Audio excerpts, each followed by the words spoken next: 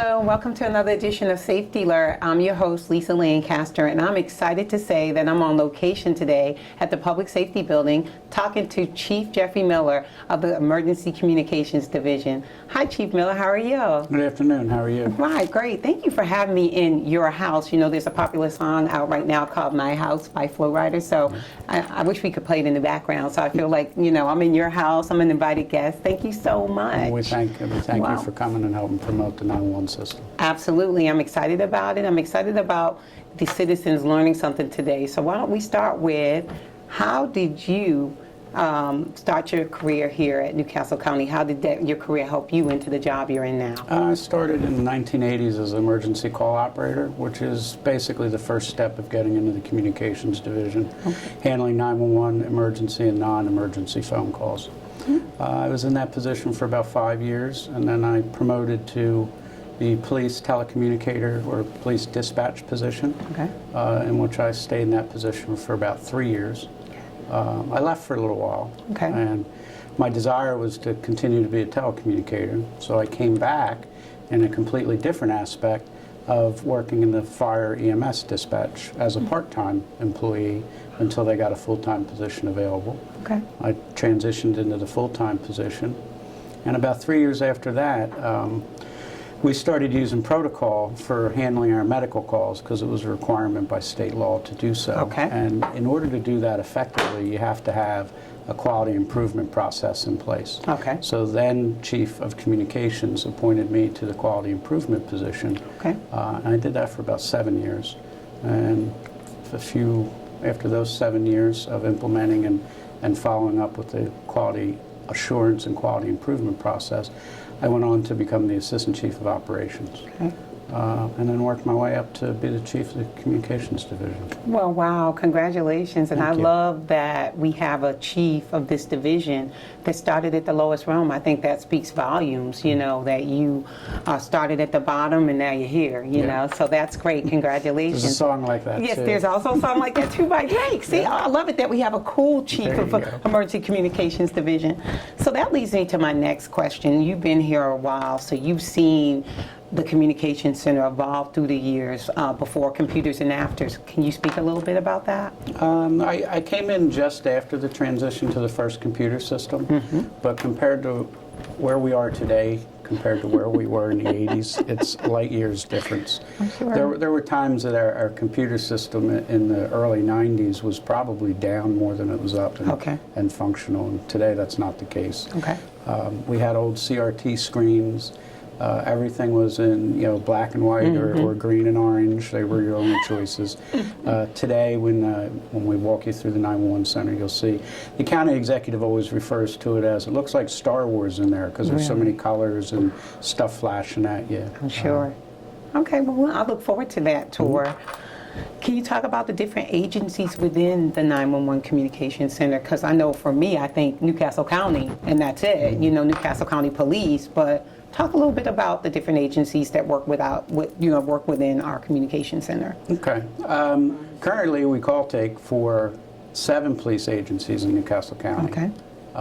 And we dispatch for 5 of those 7 agencies.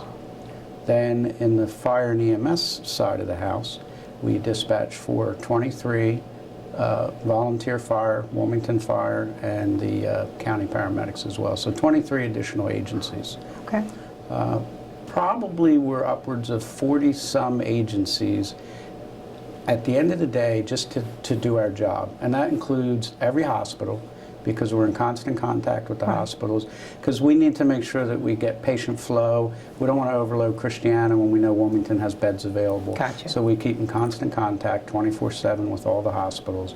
We keep in contact with the OEM, or the Offices of Emergency Management, up and down the state, so we know what's going on there. We keep in contact with our electric providers and our water providers on a regular basis. We need to know hydrants that are out of service, so the fire department's not hitting a hydrant that we know is out of service. And Delmarva, if there's wires down or there's electric out in a specific area, usually we're sending the fire department to provide a protection to the public, and then we make them aware of what's really going on until they get there. Okay. So at the end of the day, we're upwards of 40-some different agencies that we provide services to. Wow, thank you for that, because who knew? And I think that's a great education piece for the public to know, because I think sometimes we get caught up on what's going on with us and we don't know about all this other information out there. So thank you for that. So can you talk about the careers within the 911 Communication Center? My understanding is there's not just one job, there's several. You've done some of them. So can you talk a little bit about that? Yeah, I can highlight, one thing I really have to highlight is that since this administration has come on board, we've had worked for 10 years to try to implement a career development process. And then 2008 came along and there was no career development from that point forward. But the good news was at least we had those jobs made through Newcastle County County Council. So the jobs existed, they just went unfunded. This county executive and his administration, as soon as they came in, within a few months, they gave me the authority to hire 8 new call operator positions, which allowed us to focus on what are our busiest times of the day. You know, we try to answer all of our phone calls in 3 rings or less, 90% of the time. And we were achieving that about 76% of the time. But with the 8 new people and putting them at the right time of day, our busiest hours are 10 in the morning to 10 at night. So we increased our staff with what we call a power shift. And we're much closer to the 90%. We're probably right around 86 right now. We still have some vacancies, so I see us achieving that goal. So we have the call operator's position is usually the starting point. But thanks to career development, if you want to be a call operator, you're not just stuck being a call operator. After you receive all your training and you get additional certification and you maybe work on a work group or 2 for the communications division, then you can be a public safety operator too. So that gives you a career step within that position. Within the position. Okay, nice. I like that. Yeah. We changed our hiring process recently. We saw a lot of people in the dispatch side. They would come, last about 3 to 4 months, and then leave because they didn't have the good typing skills. And at that time, we were hiring from the outside. So today, fostering our career development, we only hire the dispatch positions from within, from our public safety operators. They have the typing skills, they have the years of experience of the geography in Newcastle County, which is an amazingly important part of this job. If someone calls and says, you know, I'm at the McDonald's on Concord Pike, you know, you need to know where they're talking about and what the area is like. So then we have that development we promote into our dispatch position, and then the same career development exists there. You can move to a dispatcher 2, and if you choose to take on the process of training our new employees, you can become a telecommunicator training officer as well for each shift. So there's several ways to promote within what used to kind of look like a dead-end job. You came in, you were there, and there was nowhere to grow to. And then as we continue to move through our staff positions, we have now a quality assurance office, we have a training coordinator, we have a person assigned to our computer-aided dispatch, information technology expert. So all those positions being filled, thanks to this administration, has given us the ability to promote and hire a lot of people over the last 3 years. Wow, great. That's awesome. I'm so glad to hear that, Chief Miller. So how does someone know when to call 911? Lisa, that's probably the best question you can ask me. The best way to kind of wait, and we have rules. If anyone ever wants to go to ncctv.org, you can find 911 online there, and we have a list of suggestions and recommendations to when to call 911. But the easiest way to answer that question is if someone's life is in jeopardy, if you're witnessing an in-progress crime, that's when you call 911. If you wake up in the morning to go to work and unfortunately you find your car window was broken out, there's no suspects, that's not a 911 call. That's 573-2800, which is our non-emergency call. The good news is you can never be wrong, because if you call 911 and it's truly not an emergency, and we have multiple emergency calls coming in, we will transfer your call down to the non-emergency and basically park it there until we can get to it. Tell me, because you know a lot about what you're talking about, I think sometimes, and I'm a former Newcastle County police officer, I know how stressful things can be. this sounds stressful. How do you guys offer different things for people to kind of cope with stress on the job? Our training coordinator works at least every quarter with some type of stress reduction techniques in our regular training programs. As today, actually, we have most of our public safety, our police, OEM, all of our public safety, OEM, our paramedics, and one of my shifts that's completely off are across the street at one of the hotels getting stress training. How to deal with suicidal people, how to deal with people that are thinking of not only harming themselves but others, and also the effects of dealing with, we take calls here. The average call operator may handle between 120 and 140 calls in a 12-hour shift. Those include my baby's not breathing, my father's dead on the kitchen floor, and after a while that kind of catches up to you. I can imagine. And we refer to it as like vicarious traumatization. You're living through that person's story, and it has effects and it builds up on you. And as we move to future technology, I see the effects being even stronger, because we'll have the ability to have people text messages in the future, and that'll ultimately lead to video and photos of here's what's going on. Absolutely. Thank you. Great. So that brings me to my next question. What does it mean when you say 2-alarm fire versus 3-alarm fire? I think I can do that one fairly easily and make it clear.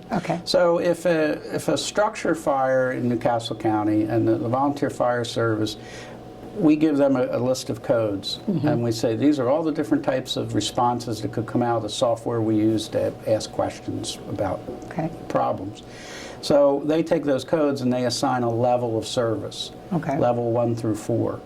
So if it's a level 1, that fire company can handle it by themselves. They don't need any assistance from any neighboring companies. And typically that's your dumpster fires, outside stuff, something one engine can handle. Once you get into multiple responses, level 2, for us we refer to a level 3 response is still just a first alarm. But it would require 3 engines, 1 rescue, 1 ladder, and typically some type of chief. Once they get there and see that there's extensive fire or there's need for additional services, and they call for a working alarm, or they say upgrade it to a second alarm, we just replace what the first alarm was. So it's a duplication, and the third one is a replication of the first one as well. Okay. Wow, that was great. Thank you for explaining that. I tell you, it seems like someone working that job needs to know a lot, because just listening to you, it's a lot. So my next question is, how do you know where a call is coming from in the 911 communication center? Using your example, yeah, I have a serious injury and I'm at the McDonald's on Concord Pike. How do you nail it down to this is where they are and dispatch it out? And this is where we've evolved immensely since I became a call taker. Today, if you say you're at the McDonald's, we can just start typing Mc, and it will start listing for us everything that makes sense with that. Typically, the more you spell out, the more drilled down it will become. But if we're looking for McDonald's, we can just start typing that, and it'll list all the McDonald's, and we can look through there and go, oh, there's one on Concord Pike. And we can assure that there's not 2 on Concord Pike. Like there are 2 on Kirkwood Highway. So it's a big difference. The other benefit we have is that most callers who are calling on a cellular telephone, and mind you, I say most 75% of the business we do is cellular. 69 of that 75% are phase 2 compliant telephones, meaning we will get a fairly close location to pin on a map as to where you're calling from, within a couple hundred feet. Now, a couple hundred feet from the McDonald's on Concord Pike could mean a big difference between life and death, because there's a 4-story building right next to the McDonald's. If they're actually in there, we would be looking in the wrong place. So that's why first question we ask everybody out of the chute is, what is the address of the emergency? Just to confirm that the information we're seeing is accurate. Nice. Thank you. You talked a lot about other agencies interacting with you all, so I don't think that we need to go any further with that. I mean, you guys work with the volunteer fire companies, the police agencies, OEM you discussed. So sounds like you guys are tied in with a lot of different agencies and seem to work well with them and cohesively. Would you agree? Yes, I would agree that it all starts here. That's usually the motto I use when we're meeting with the fire chiefs and the police chiefs, because we all have to agree to get along in the work that we do.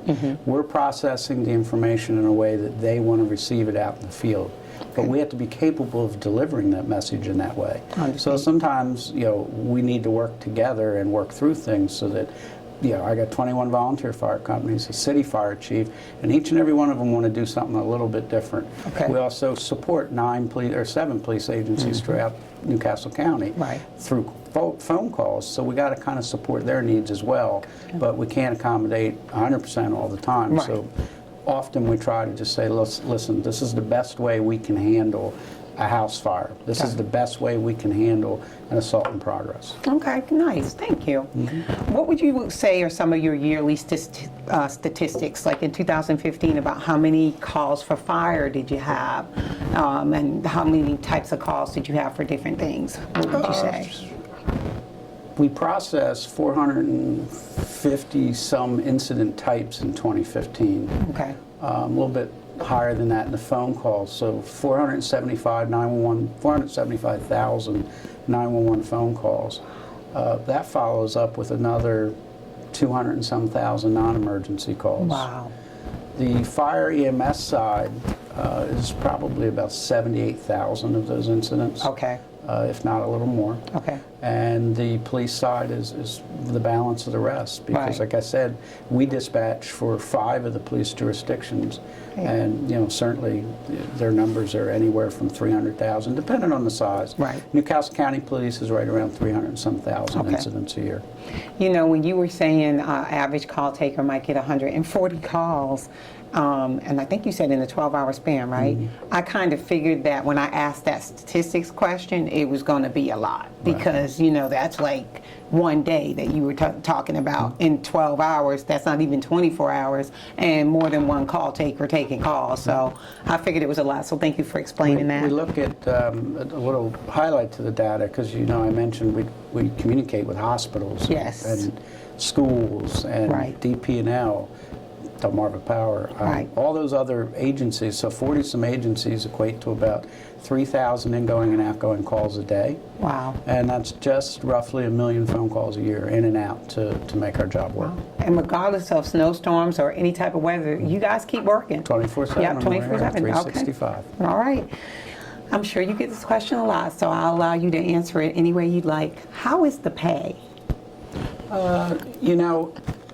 I would say that our staff is well compensated when you look at other 911 centers in the region. Not the case before career development.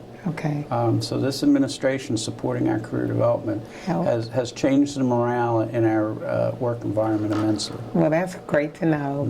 Thank you, and that's an elegant way to answer it. Often when people would say about law enforcement, well, how's the pay? And I said, well, no one pays you enough to put your life on the line. I don't know anybody that does that. So what I always say is, if you like your job and you do it well, the pay will come. So it sounds like that's what happened with this job. So great. How can county citizens support the 911 center? In your opinion, how do you think they can support the 911 center? Support us in having a way of knowing who you are, when you're calling, where you are. The first thing, have an understanding that when the call operator answers your phone call, we are going to ask questions. And as soon as we know what your problem is, the dispatcher will begin dispatching. But we also need to protect the responders who are responding to your event, be it fire, medical, or police related. So we're going to ask questions that are specific to our responders' safety, as well as what we need to let the responders know about your event. And some of those things, I'll give you an idea.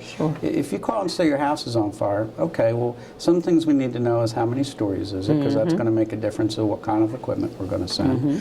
We might ask questions about, are there any hazardous materials involved? Because it may cause you to think, oh, I have a drum of something in my garage, although it's not burning there right now, then we can let the responders know that before they get there. Absolutely. We ask the same kind of questions for police events. You know, someone says there's a fight down the street. We might keep you on the phone and ask a few more questions because you might provide us the information that, oh, one person has a knife now. Right. And it's good for that police officer to have that information before he gets there than find it out when he arrives. Absolutely. I can tell you I appreciated all that information that was given to me prior to going to a scene. And I think the key word here that you said is as soon as they get it, they're dispatching it out. So just because they're on the phone talking to you, they've already sent the dispatch. Now they're just gathering additional information. Right. The second biggest help from the public would be to go to smart911.com, register a public safety profile, because then when you call 911, even if it's from a portable device, we'll know who you are, we'll know what information you want us to know about you during a 911 event, and we can only see that when you've activated 911. Great. Thank you so much. Is there anything you want to add about the Communication Center before we go on our tour? I think it'll be self-explanatory. Okay. This is the Communication Center. Wow, so we're getting ready to see this, what the county exec refers to as Star Wars? Right. So, largest 911 center in the state of Delaware. We handle the most call volume, and it's divided into 4 working operational sections. Okay. This section right here is where our call operators are. Okay. There's 12 seats available for call operations. This section over here is dedicated to fire and EMS throughout all of Newcastle County. Okay. That includes the City of Wilmington and our Newcastle County paramedics as well. Okay. And the 21 volunteer fire companies. Okay. So we move our way down this way.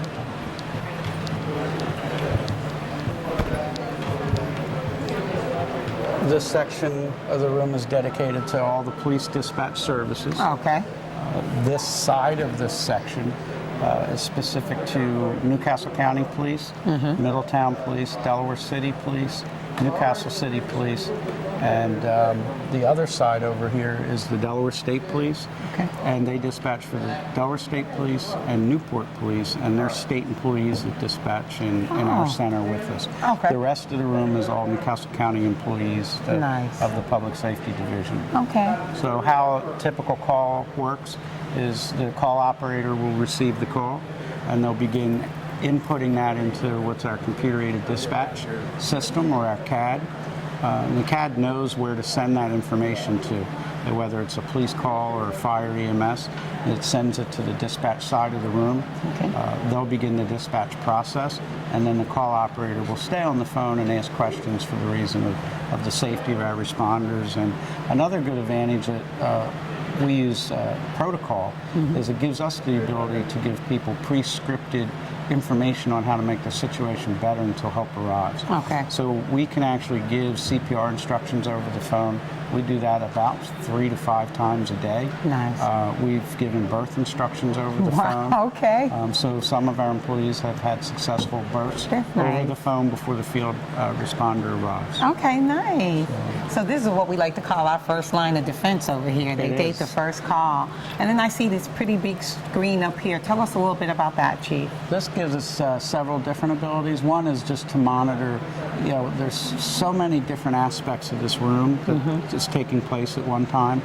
We can, and we know what we're looking at when we look up there, but at a simple glance, we can see how busy the police, the fire, and the EMS are, where our units are without having to type into a specific CAD screen and look for it. This screen also gives us the ability that if there's something going on in the Fusion Center, which is the next room over, which we activate for large-scale events. Right. If we have video footage from that large-scale event, this room will still be able to see what's going on. Oh, nice. And Okay. be aware of more situational awareness of the event. Okay, very good. All right. I like it.